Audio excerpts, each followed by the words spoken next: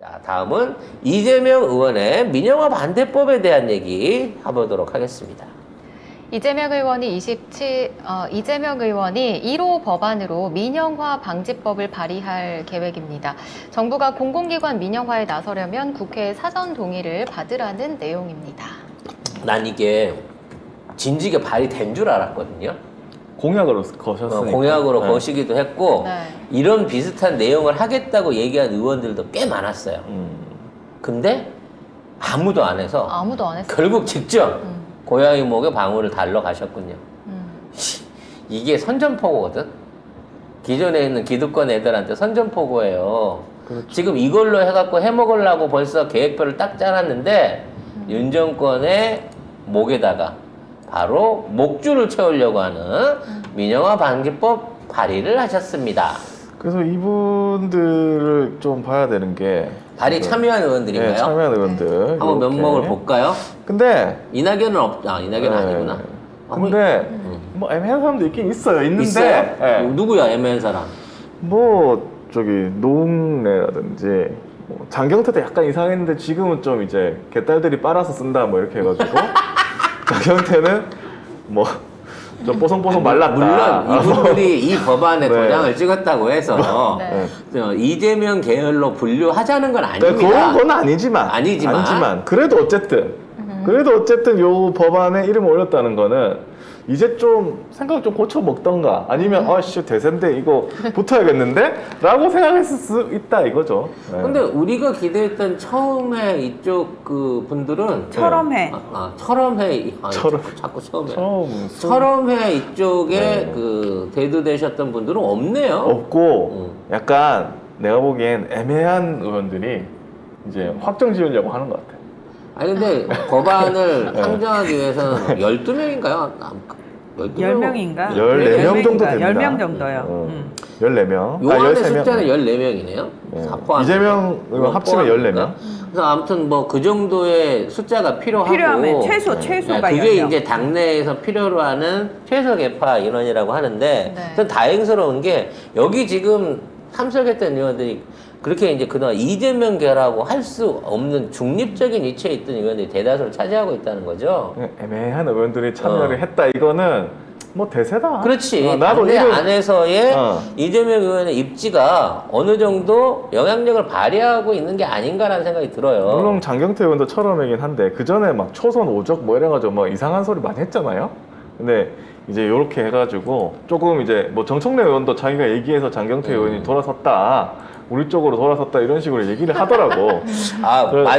맞아. 뭐. 대놓고 방송에 나와갖고 뭐. 막 그 자기가 했다고 막 그렇게 빨래질을 하더라고요. 정청래 의원들. 그리고 사실 여기에 만약에 처럼에만 들어갔어 봐요. 그럼 또 이 봐라 이러면서 언론이 막 미친 듯이 또 물어 뜯었을 거 아닙니까? 문제는 이렇게 발의한 법안이 법사위 통과와 이제 그 심의 의결 과정까지 올라가는데 숱한 난관이 있다는 거야. 그렇죠. 이게 그래서 지금 임시국회가 빨리 열리면서 이거를 국회의장이 새로 뽑힐 국회의장이 단독으로 이거를 올려주는 게 가장 예쁜 그림이에요. 그래야 뭐 그 지금 얘기되고 있는 공공기관 민영화라든지 요금 인상에 관한 것들까지도 어느 정도 제어를 할 수 있을 건데, 자, 그 단계를 가기 위해서는 당내에서 일종의 또 하나의 내부적 전투를 거쳐야 된다는 거죠. 네, 그렇죠. 그러니까 똑같은 얘기지만 우리가 좋아하는 저기 왜 갑자기 이름이 생각이 안 나냐? 박주민 의원 같은 경우에도 벌써 두 번째 임기를 하고 있지만 이 양반이 발의했던 24건 이상의 법안들 중에 통과된 게 하나도 없었어요. 이게 이걸 발의했다는 자체는 아무 의미가 없어. 박주민 의원 혼자로서는 그분이 내놨던 법안들이 나쁜 게 아니야. 개혁적인 거고 좋긴 하지만 이게 아직까지 4년 넘는 6년 가까운 시간 동안 통과된 게 하나도 없을 정도로 최근에 한두 개 된 것도 있다고는 하는데 지금 통과되질 않는 이 민주당 안에서의 국회 안에서의 문제를 패스트 트랙으로 이걸 빨리 통과시켜 줄 수 있는지 이재명의 역량이 지금 필요한 거예요. 그러면 실질적인 당대표 이상의 영향력, 최고위원 이상의 영향력을 발휘할 수 있고 굳이 자리를 탐하지 않아도 되는 수순으로 갈 수 있다는 거지. 그래서 이 법안의 향방을 눈여겨봐야 된다는 겁니다. 자, 이 와중에 당권 도전이 임박했다라는 뉴스가 나오고 있는데 이게 뉴스원에서 나오고 있어갖고 매우 기분이 나빠요. 왜요? 네. 왜? 뭐 어디서 나면 어디서 기분 안 나쁘실 것 나와 안 같은데요. 나쁜데? 아, 요건 조중동에서 써줘야지. 아. 메인으로 써줘야지. 아, 뉴스원 따위가 왜 그렇지. 이딴 걸 써? 내 것이 미디어. 아니 조중동은 나오지 말라고 그러고 있는데 거기서 무슨 단독을 합니까? 근데 아무튼 내용 한번 보겠습니다. 네, 이재명 의원이 27일 안규백 전당대회 준비위원장과 비공개 회동을 가졌습니다. 이재명 의원은 안규백 위원장에게 현행 당 지도체제 유지 그리고 권리당원 투표 반영 비율 확대 의견을 전한 것으로 알려졌습니다. 전한 것만 전했을 것으로 보인다라고 표현을 했는데 건너 들은 거지. 그러니까 뉴스원 기사가 되다 보니까 신뢰성도 떨어지고 파급력도 떨어지지만 내용도 당사자 인터뷰나 이런 거 없어. 그냥 만난 것만 알고 있는 거야. 그래서 뭐라고 했는지 이제 들어본 거죠. 그걸 이제 단독으로 쓴 건데. 아무튼 지금 뭐 홍영표도 안 나온다고 자기 얘기를 하더라고요. 전해철도 안 나온다고 이미 그럼 얘기했고. 박지현한테 밀는 건가? 박지현 몰빵. 아, 난 너 오히려 바람직하다고 봐. 아, 박지현 대 이재명 1대1로 붙나요? 지들이 대표로 박지원을 내세워가지고, 거기에다 몰빵을 한다고 하면 뭐 한꺼번에 치우기 더 좋은 거니까, 일종의, 뿌리 뽑을 꼭지를 마련해 주는 거니까, 넌 상관없다고 봐집니다. 뭐 이게 정말 그거야. 덤벼라 수박들아. 아니 뭐 김민석도 있고 정청래 의원도 출마 선언했거든요. 김민세 씨는, 아니, 여기. 아니 이름을 정확하게 불러주세요. 제가 이름을 잘 틀리잖아요. 네. 아, 그 틀리는데 하필이면 셋째를 실수였네요. 예. 이 양반 야인에 있을 때, 제가 그 뭐 다른 방송에서, 이제 정치 복귀에 관련된 내용 뭐 사과 방송 같은 걸 한 적이 있습니다. 그래요? 그러니까 같이 방송을 같이 했었던 적이 있었는데 그것도 이제 형님이 주선을 해가지고 만들어진 자리긴 했었는데 김민홍 목사님 네. 교수님. 그런 부분에 있어서 이제 첫 얘기를 꺼내는 순간인데 뭐랄까 그 사과를 하면서 그때 라디오 나갔으니까 나만 그 얼굴은 안 나간 거잖아. 유튜브가 아니었으니까. 팟캐스트였어. 팟캐스트였으니까. 그 사과에 대한 방송하면서 얼굴이 새빨개지더라고. 그러니까 진정성이 없는 사과 아닌가? 라는 개인적인 그 당시에. 물론 이제 자신의 회한이 있어서 그렇게 감정적인 감정선을 노출시킬 수 있었습니다만, 당시 방송 현장에 있는 입장에서는 이분이 진정성이 있으신 분인가? 라는 부분에 대한 걱정을 조금 했던 적이 있어요. 근데 어찌 됐거나 순차적으로 합류가 잘 이루어졌고요. 난 어려울 줄 알았는데 이쪽에 공천을 받아가지고 됐어요 또? 또 당선까지 되더라고요. 그래서 그 당내나 뭐 이런 쪽 안에서 아직까지는 조력자가 있나 보다라는 생각 그때부터 했어요. 근데 그 조력자가 내가 생각하는 진영 쪽 조력자가 아니었나라는 의심을 다시 한번 해보게 됩니다. 젖짝이다. 네. 아니 그러니까 그때도 정몽준 따라간 거 아닙니까? 본인 따라갔다고 한 게 아니라 이게 꼭 필요한 역사적 소명인데 아무도 안 나서서 자신이 했다라는 그거는 오래된 말씀이신 거지. 자기 말이고 우리가 볼 때는 그냥 정몽준 따라간 거지. 근데 노무현 버리고 정몽준 이분이 따라간 지금 와서 본인이 당대표에 출마하겠다? 더군다나 반명 이쪽으로 서서 그 이재명 후보를 비난하고 그쪽 안에서 쓰겠다? 실망 큽니다, 아마 이렇게 저는 되면. 뭐 두 가지 중에 하나라고 생각합니다. 정말 머리가 더럽게 나빠가지고 정무감각이라고는 1도 없거나 아니면 다른 세력의 마리오네트이거나 둘 중에 하나 아니겠습니까? 예. 첫 번째면 정계 은퇴하셔야죠. 정무감각이 그렇게 없어가지고 어떻게 정치인으로 살겠습니까? 예. 두 번째면 더더욱 정계 은퇴하셔야죠. 정말 그렇게 살지 마십시오.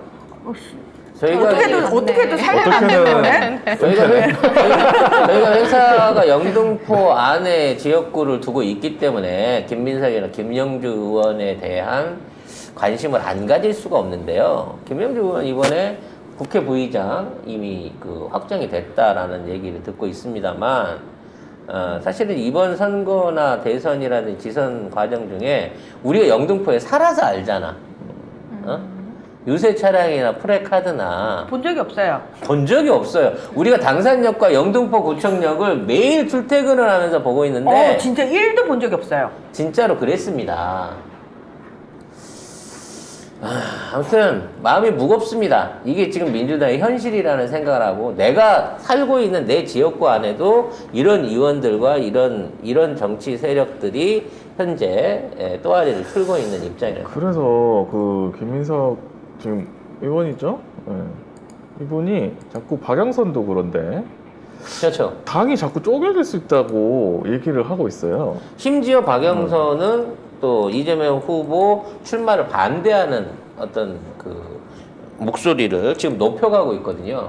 그러니까 우리가 늘 걱정했던 바대로 조만간은 민주당 안에서의 그 분당론, 정계 개편론도 사실은 이제는 무시하지 않고 가야 될 것 같아요. 이재명 당대표가 당선이 된다고 하면 그 당선의 대가로 민주당에 있는 의원들 일부가 쪼개져 나가는 것을 결과적으로는 받아들여야 될 것이고, 그 의원들을 우리가 뭐 꼭 수박이라고 분류하기 이전에 정치적인 개혁 성향에 맞지 않아서 나갔던 그 사람들을 내보내고 나면 과반 유지라든지 180석 유지 사실상 불가능하다고 봐지는 거거든요. 그러면 국회가 할 수 있는 의회 권력으로서 뭔가를 행정부를 저지할 수 있는 힘 자체의 동력이 확 떨어져 버린다는 거야. 그 전에 이런 개혁 법안이 됐든 뭐가 됐든 빨리 통과를 시켜갖고 안전장치를 걸어야 돼요. 지금 아직까지 우리가 과반과 180석 가까운 의석을 갖고 있다고 추산이 될 때. 그래서 앞으로의 정치 일정이 굉장히 중요하지 않나라는 생각을 해보게 됩니다. 그래서 어제 보니까 열린민주당이 재창장을 했더라고요. 그래가지고 손혜원 의원이 자기 유튜브에서 말씀하시는데, 뭐 자기는 안 가겠지만 그래도 그 전에 이제 열린민주당에서 열심히 일하던 사람들이 다시 재창장을 했다고 얘기를 하시면서, 이거 뭐 가짜다 뭐 이런 말을 안 했으면 좋겠다 강력하게 얘기를 하시더라고요. 그래서 이게 자칫 잘못되면 또 예전에 열린 우리당 사태처럼 우르르 그쪽으로 가게 되지 않을까. 근데 결과적으로 우리가 이재명 당대표를 뽑고 민주당이 개혁의 깃발 안에 제대로 선다 그러면은 괜찮은데, 일단 기본적으로 우리 쪽 인사들의 결합력, 지지자들의 결합력도 높일 뿐만 아니라 지금 윤석열한테 실망했던 중도층의 대거 유입을 만들어낼 수 있습니다. 저는 뭐 정치 얘기하면서 언제가 이런 말씀을 꼭 드리고 싶었는데, 저는 이 당이 윤석열이 오래 못 갈 거라고 생각해요. 오래 못 갈 거라고 생각하는 가장 큰 이유는 문재인 정권을 지켜온 핵심 키워드는 도덕성이었습니다. 지나치게 원리 원칙적이고 도덕적인 것들을 통해 가지고 외교와 행정과 법 집행과 이 모든 것들을 그대로 진행했어요. 임기 전에 잘린 공직자 한 명이 없고요. 법에 위반되는, 그러니까 법치주의에 위반되는, 타협에 위반되는 어떠한 통치 행위를 하지 못했기 때문에 개혁이 미진했다는 말은 들을 수 있습니다. 하지만 그 도덕성으로 인한 정치와 외교를 통해 갖고 국내의 위상이 높아지고 문재인 정부의 어떤 그 정책 방향의 어떤 중심이 도덕성이었다는 거죠. 그럼 지금 윤석열 정부가 내세울 수 있는 특징은 무엇일까요? 이거는 순수한 탐욕밖에 없습니다. 그러니까 잠깐만, 탐욕 앞에 순수한. 네. 와, 이거 왜 내가 순수라는 말을 붙이냐면요, 보수는 원래부터 단일된 집단이 아닙니다. 수없이 많은 이해 집단이 결합을 해서 만들어진 게 보수이기 때문에 이익 집단이죠. 이익 집단들은 결코 독식을 해서는 안 되는 거예요. 자기들하고 나눠 먹어야 됩니다. 네. 그래서 지금까지는 그 균형들이 너무 잘 지켜진 거야. 재계와 뭐 검찰과 언론과 또는 뭐 정당과 그 이외에 보이지 않는 여러 세력들이 종교가 됐든 뭐 시민 세력이 됐든 이런 애들이 모여서 서로 이렇게 보수라고 하는, 사실 우리나라 보수는 보수도 아니지만 그러한 집단을, 기득권 집단을 만들었을 때 이 이익 배분에 대한 것만큼은 깨져본 적이 없다는 거예요. 근데 지금 윤석열 집단, 그러니까 윤석열이 집권한 윤핵관과 무속층과 최은순을 비토로 하고 있는 이 세력들은 엄청나게 순수한 탐욕이에요. 그동안 해왔던 걸 보면 알잖아. 동업자는 다 죽여. 동업해놓고. 동업 화작을 해놓고 동업자는 다 죽입니다. 그 본성이 바뀌어서 이 나눠먹기 계열에 동참해서 나눠먹기를 할까요? 안 합니다. 혼자 먹으려고 할 거고, 나눠 먹는다고 하더라도 그동안 정해져 있는 지분 비율을 무시하고 앞으로 룰은 내가 정해. 내가 팔 니들이 이야. 이런 걸로 간다는 거죠. 문제는 우리 이 오래된 기득권 보수 안에는 나름대로 체면과 품위를 존중하는 세력들이 있어요.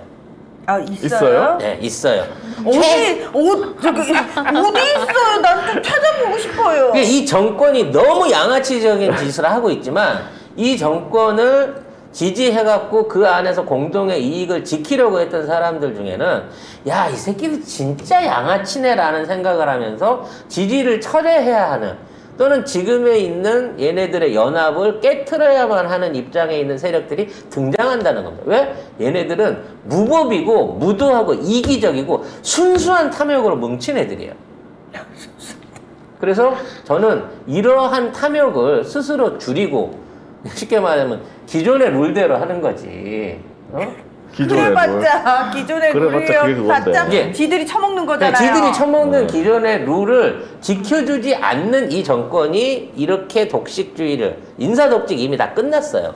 그렇지. 그 이후에 관련된 각종 국가 SOC 공사를 비롯한 국가 운영에 대한 것도 독식을 할 겁니다. 증권시장에서 이미 공매도 세력들을 통해 갖고 엄청나게 해먹었잖아요.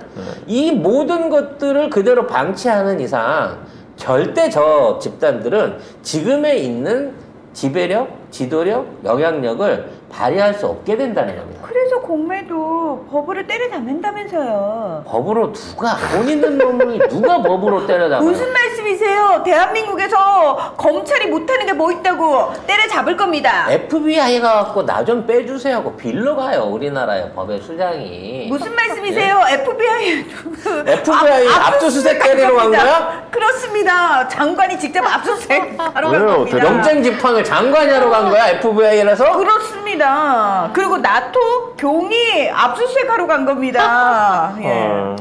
그래서 저는 이게 이 찍들의 생각이라는 거야. 그래서 이 현재 이 이상한 키메라, 엉뚱한 것들이 붙어서 있는 현재의 경정권의 앞날은 곧 파격음을 낼 수밖에 없다라고 얘기를 하고 있습니다. 이게 제가 믿는 원칙입니다.